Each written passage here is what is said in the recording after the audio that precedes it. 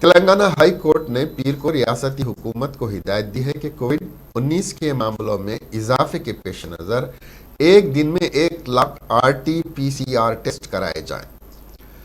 عدالت نے حکومت سے یہ بھی کہا کہ وہ ہیلتھ بلیٹن میں الگ الگ RT-PCR ٹیسٹ اور ریپڈ ٹیسٹوں کی تعداد کا ذکر کرے۔ عدالت نے عوام کو ماسک پہننے اور جسمانی دوری برقرار رکھنے کی بھی ہدایت دی ہے۔ دراصل حکومت کو یہ بھی کہا گیا ہے کہ ریاست میں کووڈ-19 کے معاملات کو کنٹرول کرنے میں حکومت کی چوکسی بڑھائی جائے۔ دراصل ایڈوکیٹ جنرل نے عدالت کو بتایا کہ چیف منسٹر کے چندر شیکھر راؤ آج ریاست میں کووڈ-19 کیسوں پر مشتمل ایک میٹنگ کر رہے ہیں۔ تاہم عدالت نے حکومت سے کہا کہ وہ 25 جنوری تک وائرس پر قابو پانے کے لیے حکومت کی جانب سے کیے جانے والے اقدامات سے متعلق تمام معلومات عدالت کو فراہم کرے۔